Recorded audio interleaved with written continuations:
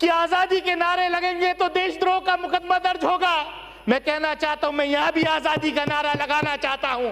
आजादी चाहिए, भूख से आजादी चाहिए, बेरोजगारी से आजादी चाहिए, सरकार की दमनकारी नीतियों से आजादी चाहिए। मान्यवर, कोई परमानेंट नहीं होता। जो आज साहिबे मसनद हैं कल नहीं होंगे। चौकीदार हैं, कोई ज्यादा मकान थोड़ी है। ऐसा नहीं है कि आप परमानेंट आए हैं। आपको तो इनका भी हिस्ट्री नहीं मालूम। माननीय सभापति महोदय, इनको तो इनकी भी, ये अपने नेताओं की हिस्ट्री भी नहीं जानते। अभी पिछले दिनों चर्चा हो रही थी, आजकल जितने आंदोलन देश, मैं 2 मिनट में अपनी बात खत्म करूंगा। आज जितने आंदोलन देश भर में हो रहे हैं, वहां पर एक क्रांतिकारी नज़म पढ़ी जाती है। स्वर्गीय अटल बिहारी वाजपेयी, जिन शायर ने वो नज़म लिखी थी, उनके बहुत बड़े फैन थे फैज अहमद फैज के। हम देखेंगे, लाजिम है कि हम भी देखेंगे वो दिन जिसका वादा है। वो लोहे अज़ल में लिखा है, जब जुल्म सितम के कोहे गारा रूई की तरह उड़ जाएंगे हम महकूमों के पांव तले। ये धरती धड़ धड़ धड़केगी और अहले हकम के सर ऊपर जब बिजली कड़कड़ कड़केगी। ये वो फैज अहमद फैज की नज़म है जिनसे माननीय अटल बिहारी वाजपेयी जी पहली बार विदेश मंत्री बनकर के जब पाकिस्तान गए थे, तो प्रोटोकॉल तोड़ करके फैज अहमद फैज से मिलकर के आए थे। और इनके मुख्यमंत्री, इनके नेता कहते हैं कि अगर ये नज़म पढ़ोगे तो आप पर देशद्रोह का मुकदमा दर्ज हो जाएगा। माननीय सभापति जी, मैं अपनी बात खत्म कर रहा हूं।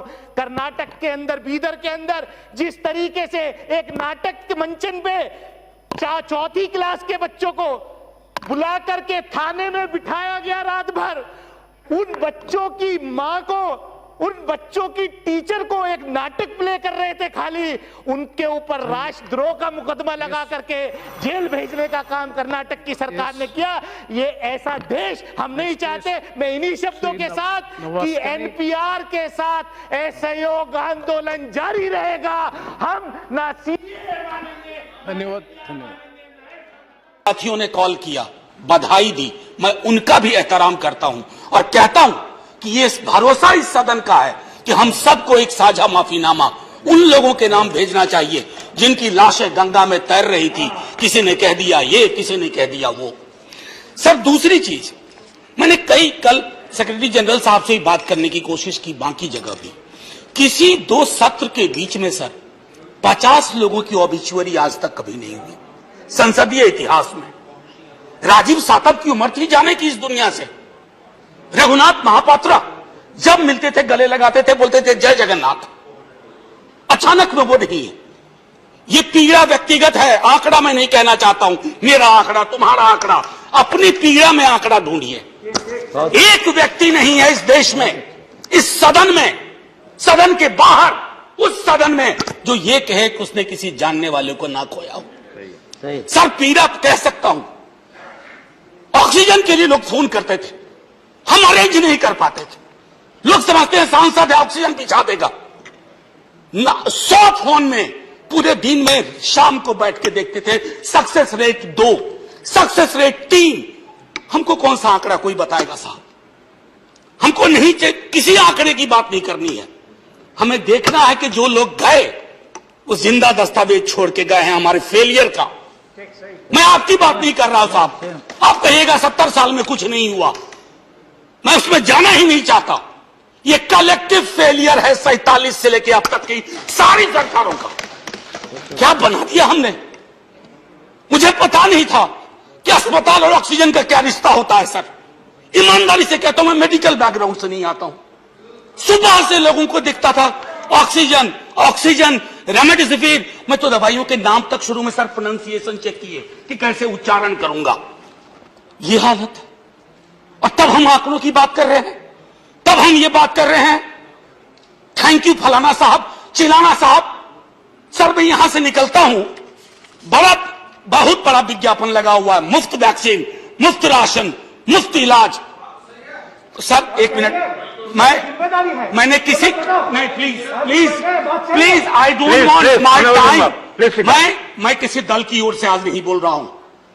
मैं दावे के साथ कहता हूं, मैं लाखों लोगों की ओर से बोल रहा हूं जो यहां बोलना चाहते हैं। अब मेरी बात सुनिए, आज शिकायत नहीं कर रहा हूं आपसे, ये वेलफेयर स्टेट है ना, एक साबुन की टिकिया अगर कोई गरीब गांव में खरीद रहा है ना सर, तो अडानी अंबानी के बराबर का करदाता है। आप उसको कह रहे हो मुफ्त वैक्सीन, मुफ्त इलाज, मुफ्त राशन। नहीं साहब, कुछ मुफ्त नहीं है, उसका स्टेक है, इस वेलफेयर स्टेट का कमिटमेंट है।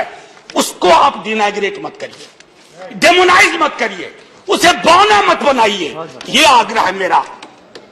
सर, मैं इससे पहले की कुछ और बातें कहूं, मेरे पास अभी वक्त है।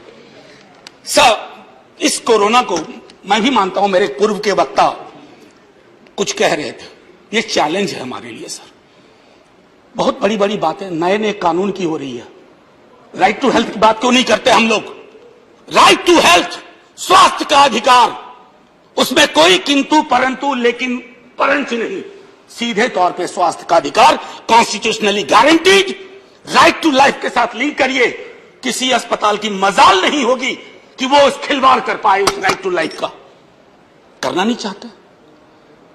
राइट टू वर्क, उस पर काम करिए।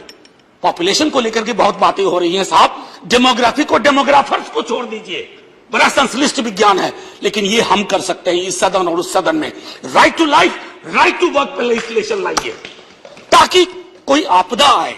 अभी तो हमारे लीडर ऑफ हाउस नहीं है, नए नए बने हैं, उनसे मैं कहता, जब वो रेल मंत्री थे, हॉस्पिटैलिटी सेक्टर के लोगों को निकाल दिया गया। इसी कोरोना काल में मैंने लगातार आवाज उठाई, कोई सुनने वाला नहीं है सर, कोई नहीं सुन रहा। अगर आप सांसद की नहीं सुन रहे हैं, तो जो छोटे अदना संविदा वाले नौकरी से निकाले गए, उसकी कौन सुनेगा सर?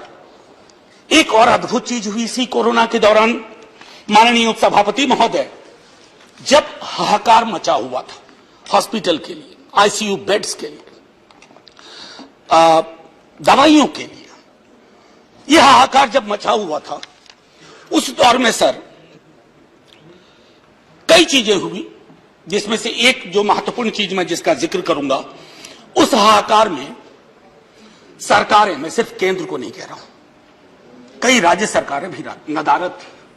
वो 1.5 महीना कैसे बिताया है इस मुल्क ने, हमारे सदन के कोई लोग बड़े मुश्किल से बच के आए हैं, मैं नाम नहीं लूंगा।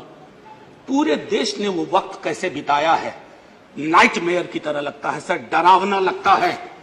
एक मेरा स्टूडेंट पढ़ा है, वह 37 साल का, हॉस्पिटल का बेड जब तक मैंने अरेंज किया वो दुनिया छोड़ के जा चुका था। मैं इसलिए बार बार इसको इसलिए ये कह रहा हूं कि इसमें व्यक्तिगत पीड़ा को ढूंढिए, तब हम इसका निदान ढूंढ पाएंगे।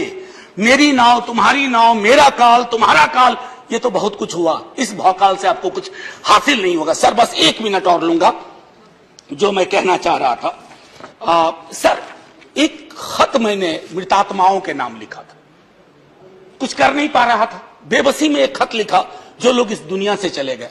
उसमें कुछ मैंने सलाह दी थी सर सरकार से, और ये जो उस बीच में कहा गया कि सरकारें फेल नहीं की, सिस्टम फेल कर गया। अरे साहब, ये सिस्टम क्या है? बचपन से सुनते थे कि सिस्टम के पीछे व्यक्ति होता है, सिस्टम के पीछे एक संरचना होती है। अगर वो सिस्टम फेल किया है, चाहे दिल्ली में या किसी गांव की गलियों में, तो वहां की सरकारें फेल गई। सिस्टम का नाम इसे मत दीजिए, क्योंकि यही वो सिस्टम बनाते हैं। धन्यवाद। और आप बस आखिरी टिप्पणी करने दीजिए। प्रोफेसर, धन्यवाद, आपको ज्यादा टाइम दे चुका हूं मैंने। सर, बस 10 सेकेंड लूंगा। आज जय हिंद बोलने में भी वो खुलूस नहीं आ रहा है जो आम दिनों में हुआ करता है। मैं सिर्फ इतना आपको आपसे आपके माध्यम से कहना